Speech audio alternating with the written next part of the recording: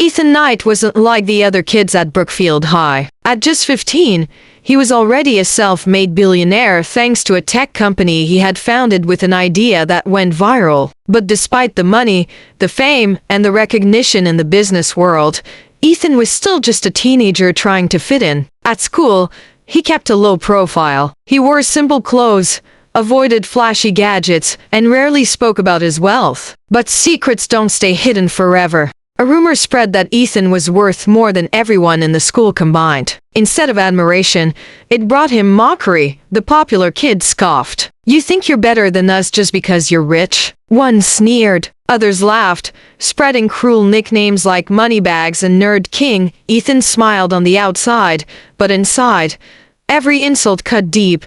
He wanted friends, not enemies. He wanted laughter, not whispers behind his back. But high school didn't care about his billions. It cared about who was cool, who was tough, and who fit in. And to them, Ethan was none of those things.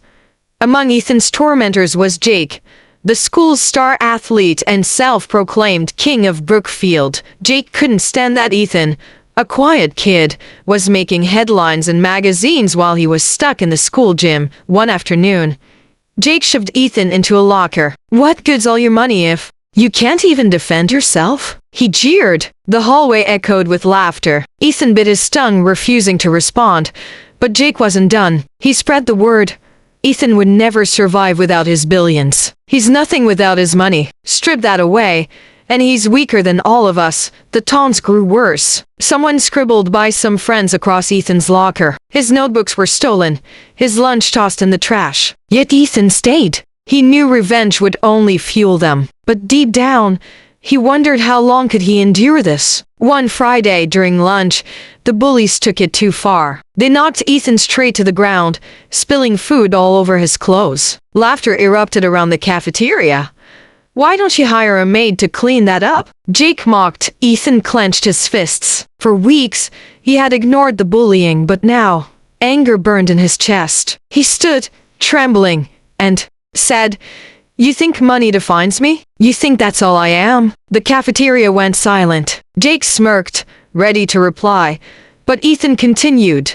"You see wealth as power. I see it as responsibility. I worked for every dollar I earned." "What have you worked for, Jake, besides pushing people around?" The words hung heavy in the air. Some students shifted uncomfortably. For the first time, Jake had no comeback. But humiliation quickly twisted into rage, and he spat.